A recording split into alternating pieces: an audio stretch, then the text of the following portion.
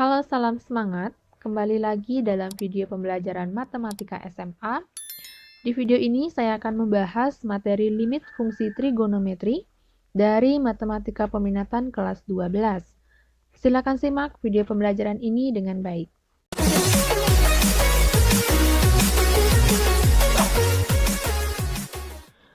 Oke, dalam belajar limit fungsi trigonometri, ini melibatkan pendekatan sudut pada fungsi trigonometri ya. Selain itu, penghitungan limit fungsi trigonometri ini tidak jauh berbeda dari penghitungan limit fungsi aljabar. Dengan demikian, pedoman yang harus kalian kuasai dalam mempelajari limit fungsi trigonometri ini adalah yang pertama konsep trigonometri, kemudian yang kedua limit fungsi aljabar. Nah, untuk mengingat kembali materi limit dari fungsi aljabar, kalian bisa cek videonya. Saya sudah sertakan linknya di pojok kanan atas, atau boleh juga lihat di deskripsi ya, saya sudah sertakan di sana. Nah, untuk konsep dasar limit fungsi trigonometri, jadi konsepnya sama dengan limit fungsi aljabar, di mana suatu fungsi dikatakan memiliki limit apabila limit kirinya sama dengan limit kanan. Atau bisa dituliskan dalam notasi limit fx untuk x mendekati c dari kiri sama dengan limit fx untuk x mendekati c dari kanan sama dengan limit fx untuk x mendekati c sama dengan L. Sebagai contoh, misalkan kita menentukan nilai limit sin x untuk x mendekati 30 derajat. Kita akan cari nilai limit ini dengan menggunakan pendekatan. Jadi kita buatkan tabelnya. Kita akan gunakan pendekatan X-nya dari kiri dan juga dari kanan. Untuk pendekatan dari kiri, saya ambil di sini 29,7, 29,8, dan 29,9. Kemudian pendekatan X-nya dari kanan, saya ambil 30,1, 30,2, dan 30,3. Nah, untuk menentukan nilai fx-nya, kita akan substitusi x ini ke dalam fungsinya. Di sini fungsinya sin x, berarti untuk x-nya 29,7, berarti sin 29,7. Nah, nilai sin 29,7 adalah 0,495. Kemudian, untuk sin 29,8, nilainya adalah 0,497. Sin 29,9 nilainya 0,498. Nah, selanjutnya pendekatan dari kanan untuk X-nya 30,1 berarti sin 30,1 nilainya adalah 0,502.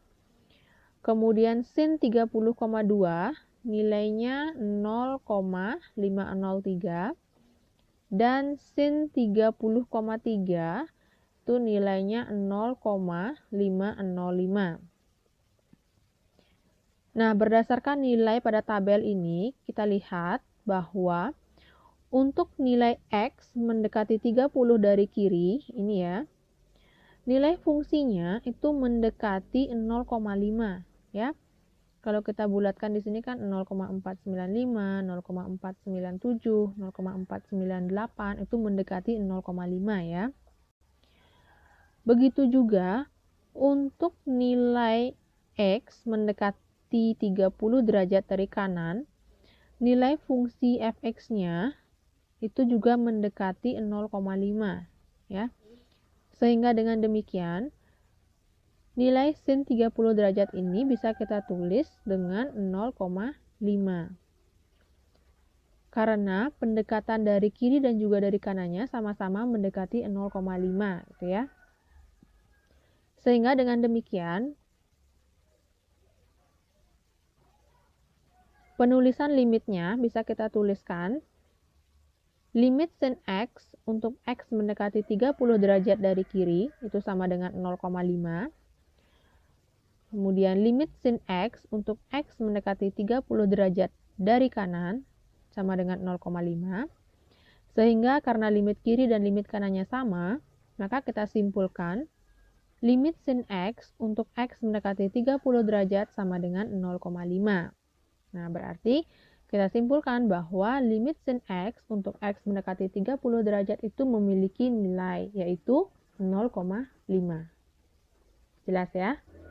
Kita lanjutkan untuk pengenalan teorema limit. Nah, di sini teorema limit untuk fungsi trigonometri masih sama dengan teorema limit di fungsi aljabar ya. Jadi, jika N adalah bilangan bulat positif, kemudian K adalah konstanta, F dan G ialah fungsi-fungsi yang memiliki limit di C, maka berlaku teorema berikut. Nah, ini beberapa teorema yang sama dengan teorema limit fungsi aljabar ya. Ada limit K untuk X mendekati C sama dengan K, kemudian limit X untuk X mendekati C sama dengan C. Yang ketiga, limit K dikali Fx untuk X mendekati C. Penyelesaiannya bisa kita keluarkan K-nya, kemudian cari nilai limit Fx-nya. Begitu juga dengan operasi yang lain, penjumlahan, pengurangan, perkalian, pembagian. Kita bisa selesaikan dengan cara mencari nilai limitnya dulu, baru kita selesaikan dengan operasinya, ya. Begitu juga untuk yang terakhir, di sini limit dalam bentuk pangkat. Limit Fx pangkat N untuk X mendekati C, kita bisa selesaikan dengan cara cari nilai limitnya dulu, baru dipangkatkan. Sebagai contoh, kita lihat contoh yang pertama. Kita menentukan nilai limit cos X untuk X mendekati Pi. Nah, untuk penyelesaiannya, ini bisa kita substitusikan langsung pendekatan limitnya. Jadi, limit cos X untuk X mendekati Pi, ini sama dengan cos Pi. Berapa nilai cos Pi? Ya, kalian harus ingat pendekatan sudut dari trigonometri. Pi itu sama dengan 180 derajat, berarti cos 180 derajat itu sama dengan negatif 1. Sehingga kita simpulkan nilai limit cos X untuk X mendekati Pi itu sama dengan negatif 1. Ya. Contoh yang kedua, limit tangen X kali sin 2X untuk X mendekati Pi per 3. Nah, kalau kalian perhatikan contoh soal yang kedua ini masuk dalam teorema limit dalam perkalian ya. Jadi kita akan selesaikan menggunakan teorema perkaliannya. Untuk limit tangen X dikali sin 2X untuk X mendekati Pi per 3. Ini kita akan pecah menjadi dua fungsi, yaitu limit tangen X untuk X mendekati Pi per 3 dikali dengan limit sin 2X untuk X mendekati Pi per 3. Nah, setelah seperti ini bentuknya, kita akan substitusikan masing-masing pendekatannya ke dalam fungsi menjadi tangen Pi per 3 dikali sin 2 dikali Pi per 3. Kemudian kita cari nilai tangen Pi per 3. Pi per 3 itu sama dengan 60 derajat, berarti tangen 60 derajat adalah akar 3. Kemudian sin di sini 2 Pi per 3, di mana 2 Pi per 3 itu sama dengan 120 derajat ya. Jadi sin 120 derajat adalah setengah akar 3. Selanjutnya, akar 3 dikali setengah akar 3. Di sini akar 3 kali akar 3 sama dengan 3. Jadi 3 dikali 1 per 2 sama dengan 3 per 2. Jadi kita simpulkan bahwa nilai limit dari tangen X dikali sin 2X untuk X mendekati Pi per 3 adalah 3 per 2. Nah, setelah memahami konsep dan juga teorema limitnya, kita lanjutkan ke materi menentukan nilai limit fungsi trigonometri. Nah, dalam belajar menentukan nilai limit fungsi aljabar, di situ kan ada 3 penyelesaian. Di sini juga sama. Cara penyelesaian yang pertama itu dengan substitusi langsung, yaitu jika limit Fx untuk X mendekati C sama dengan Fc. Nah, di dalam menentukan nilai limit dengan cara substitusi langsung, itu kan kita akan menemukan dua kemungkinan penyelesaian. Yang pertama, kemungkinan hasilnya dalam bentuk tentu, ya, misalkan A per B sama dengan K, kemudian 0 per K sama dengan 0, dan K per 0 sama dengan tak hingga. Ini merupakan bentuk tentu. Kemudian kemungkinan yang kedua, hasilnya dalam bentuk tak tentu, yaitu 0 per 0, 0 derajat, dan juga tak hingga per tak hingga.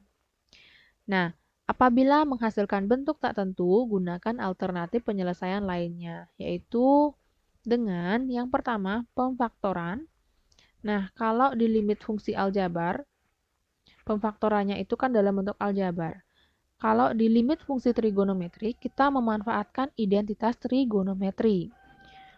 Kemudian yang kedua, ini menggunakan rumus limit. Rumus limit ini kita gunakan apabila tidak bisa menggunakan substitusi langsung dan tidak dapat difaktorkan, ya. Maka selesaikan dengan memanfaatkan bentuk dasar limit trigonometri. Oke, kita langsung saja simak contoh soal dari menentukan nilai limit fungsi trigonometri. Untuk contoh yang pertama, tentukan nilai limit dari 2 sin 2x per cos x untuk x mendekati 0. Untuk penyelesaiannya, kita akan selesaikan dengan cara substitusi dulu. Ya. Jadi pendekatan x-nya di sini 0, kita substitusikan ke dalam fungsinya.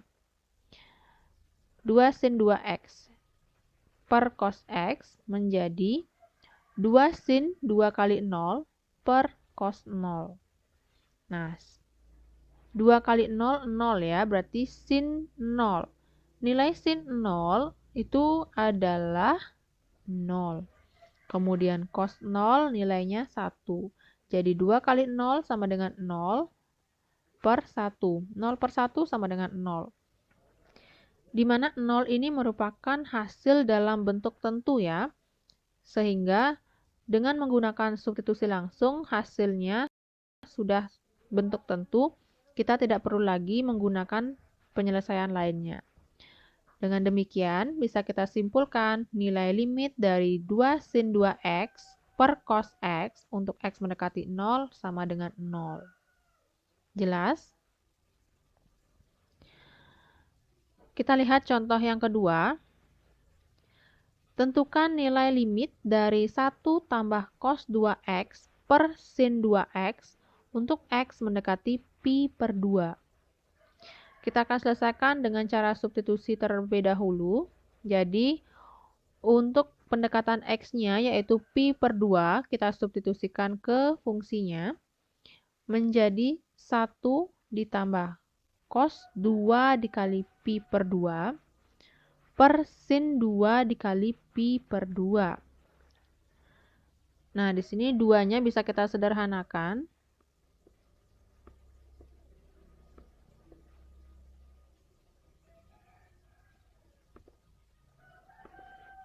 Sehingga menjadi 1 ditambah cos pi per sin pi gitu ya. Kita cari nilai cos pi, di mana pi itu 180 derajat, berarti cos 180 derajat adalah negatif 1 ya. Dan sin pi. Sin dari pi atau sin 180 derajat adalah 0. Jadi 1 ditambah negatif 1 sama dengan 0 per 0. 0 per 0 merupakan bentuk tak tentu. Karena bentuknya tak tentu, maka kita selesaikan dengan solusi penyelesaian lainnya. Kita akan gunakan pemfaktoran ya. Nah, dalam menggunakan pemfaktoran, di sini kita akan menggunakan identitas trigonometri. Jadi di sini ada cos 2x dan juga sin 2x yang bisa kita ubah ke dalam identitasnya. Nah, kalian harus ingat identitas-identitas trigonometri lainnya juga ya. Sini ada sin 2 alfa diubah menjadi 2 sin alfa cos alfa. Kemudian untuk cos 2 alfa, di sini ada 3 bentuk yang bisa dirubah. Kita akan sesuaikan dengan komponen pembentuk soalnya ya. Di sini dalam soal ada cos 2x dan juga sin 2x, di mana sin 2x hanya bisa diubah menjadi 2 sin x cos x. Maka supaya sama, cos 2x kita ubah menjadi 2 cos kuadrat x dikurang 1. Ya. Jadi kita tulis dulu. Cos 2x kita ubah menjadi 2 cos kuadrat x kurang 1. Dan sin 2x itu menjadi 2 sin x cos x. Kita lanjutkan penyelesaiannya di sini.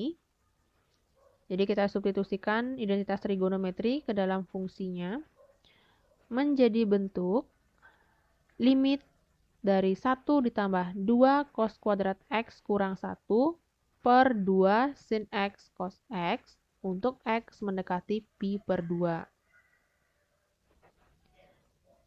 Nah, kemudian untuk pembilang di sini bisa kita buka kurung. Jadi satunya ini bisa kita kurangkan dengan 1 sehingga yang tersisa hanya 2 cos kuadrat X per 2 sin X cos X.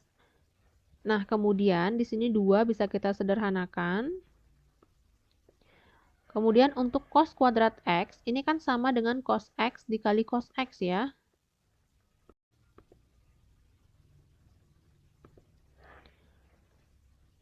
Sehingga di sini cos X-nya bisa kita sederhanakan. Kita coret cos X-nya.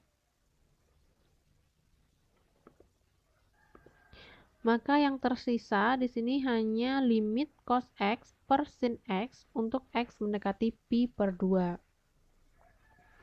Nah, setelah bentuknya sederhana, baru kita lanjutkan lagi dengan cara substitusi langsung. Jadi, pendekatan X-nya yaitu pi per 2, kita substitusikan ke fungsinya. Menjadi cos pi per 2 per sin pi per 2. Kita akan cari nilai cos pi per 2. Ini pi per 2 berarti 180 per 2, 90 ya. Nilai dari cos 90 adalah 0. Kemudian sin dari 90 adalah 1. Jadi 0 per 1 sama dengan 0. Nah, di sini merupakan bentuk tentu ya. Jadi, dengan pemfaktoran kita peroleh nilai dari limit dari 1 tambah cos 2x per sin 2x untuk x mendekati pi per 2 adalah 0. Kita lanjutkan ke contoh yang ketiga. Tentukan nilai limit dari 1 dikurang cos 2x per 2x dikali sin x untuk x mendekati 0. Penyelesaiannya kita gunakan substitusi dulu. Jadi untuk pendekatan limitnya 0 ini kita substitusikan ke fungsinya menjadi 1 dikurang cos 2 dikali 0 per 2 kali 0 dikali sin 0. 2 kali 0, 0. Berarti cos 0 nilainya adalah 1. Kemudian 2 kali 0, 0 ya. Dan sin 0 nilainya 0. Jadi 1 dikurang 1, 0 per 0. 0 per 0 hasilnya. Nah, ini bentuknya tak tentu. Jadi kita akan selesaikan dengan solusi lainnya. Kita akan gunakan bentuk dasar dari limit trigonometri. Untuk menyelesaikan dengan bentuk dasar, kita akan sederhanakan dulu bentuk limitnya. Di sini ada cos 2x yang bisa kita sederhanakan menggunakan bantuan identitas trigonometri. Jadi cos 2x ini kita akan ubah dulu menjadi 1 dikurang 2 sin kuadrat x. Kemudian bentuk ini kita substitusikan ke dalam fungsi menjadi limit 1 dikurang 2 sin kuadrat x per 2x dikali sin x. Nah, kita buka kurungnya dulu. Di sini ada 1 dikurang 1, berarti bentuknya menjadi limit 2 sin kuadrat x per 2x sin x untuk x mendekati 0. Nah, kemudian di sini 2-nya kita sederhanakan. Nah, bentuk sin kuadrat x ini sama dengan sin x dikali sin x. Kemudian kita sederhanakan sin x-nya. Ya. Jadi, yang tersisa itu hanya limit sin x per x untuk x mendekati 0. Nah, bentuk sederhana ini kita lihat dalam rumus limit, itu kan sama dengan rumus yang pertama ya, yaitu limit sin x per x untuk x mendekati 0. Ini hasilnya sama dengan 1. Oke, jadi limit sin x per x untuk x mendekati 0 itu sama dengan 1. Ya. Jadi kesimpulannya, nilai limit dari 1 dikurang cos 2x per 2x dikali sin x untuk x mendekati 0-nya adalah 1.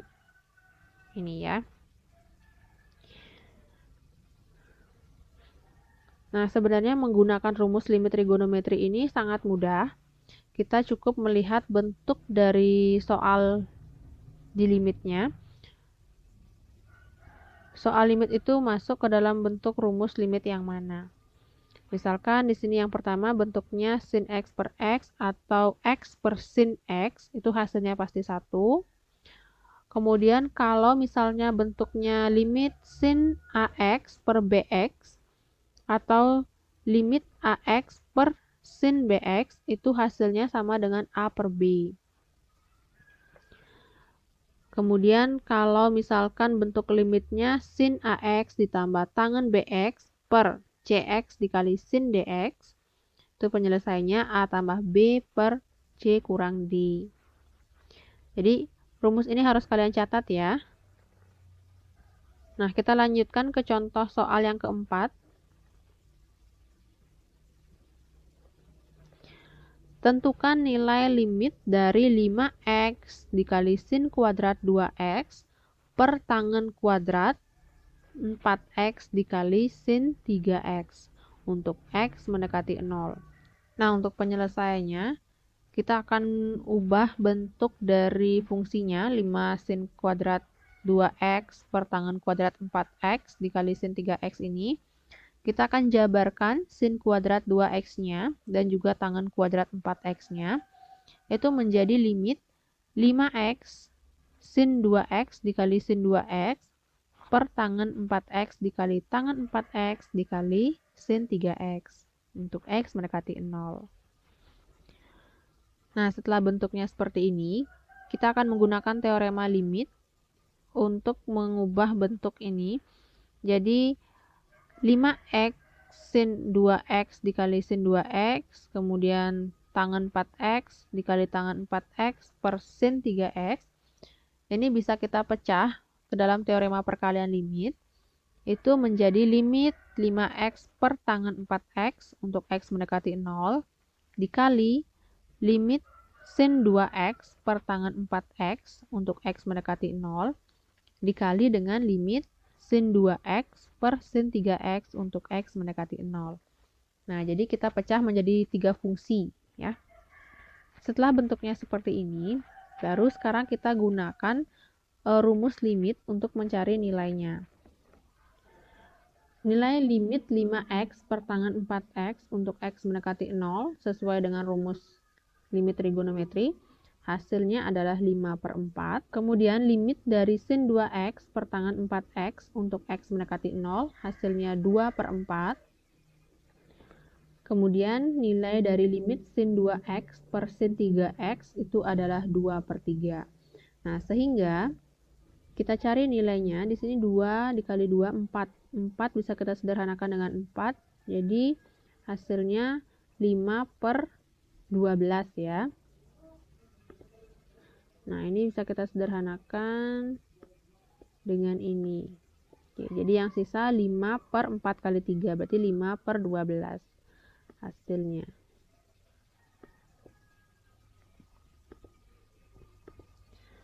Oke, kita lanjutkan ke contoh soal yang terakhir. Contoh nomor 5.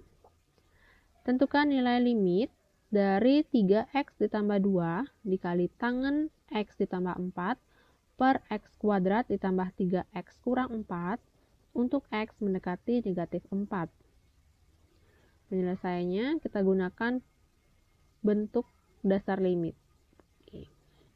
Nah, untuk menyelesaikan dengan bentuk dasar limit, di sini penyebutnya kita ubah dulu. Kita faktorkan dulu x kuadrat ditambah 3x kurang 4-nya menjadi limit 3x tambah 2 dikali tangen x tambah 4 per x kurang 1 dikali x ditambah 4. Selanjutnya kita ubah bentuk ini ke dalam teorema perkalian limitnya ya. Jadi kita ubah menjadi 2 fungsi, yaitu limit 3x tambah 2 per x kurang 1 untuk x mendekati negatif 4 dikalikan dengan limit dari tangen x tambah 4 per x tambah 4 untuk x mendekati negatif 4. Nah, untuk limit ini kan masuk ke dalam limit fungsi aljabar ya.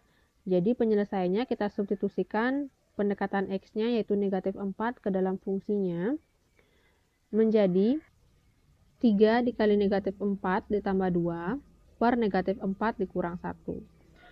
Nah, kemudian untuk bentuk limit ini limit tangen X ditambah 4 per X tambah 4, untuk X mendekati negatif 4, kita gunakan rumus dari limitnya.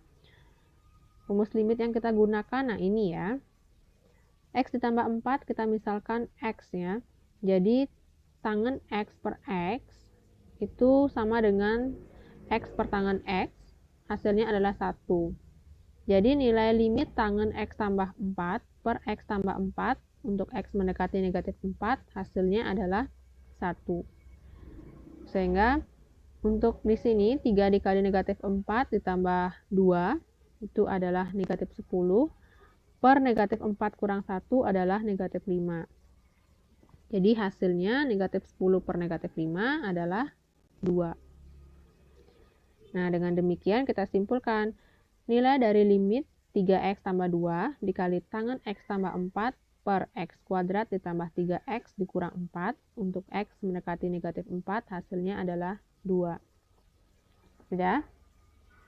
Nah, jadi inilah konsep dan juga cara menentukan nilai limit dari fungsi trigonometri. Seperti yang saya tadi bilang di awal, pedoman yang harus kalian kuasai di sini adalah konsep dari trigonometri, kemudian pendekatan sudut trigonometri harus kalian ingat, identitas trigonometri juga, serta penyelesaian dari limit fungsi aljabar. Karena penyelesaian dari limit fungsi aljabar ini kita gunakan juga di penyelesaian limit fungsi trigonometri. Semoga video pembelajaran ini bisa kalian pahami dengan baik. Jangan lupa untuk selalu jaga kesehatan. Selamat belajar dan sampai jumpa di video berikutnya. Bye-bye.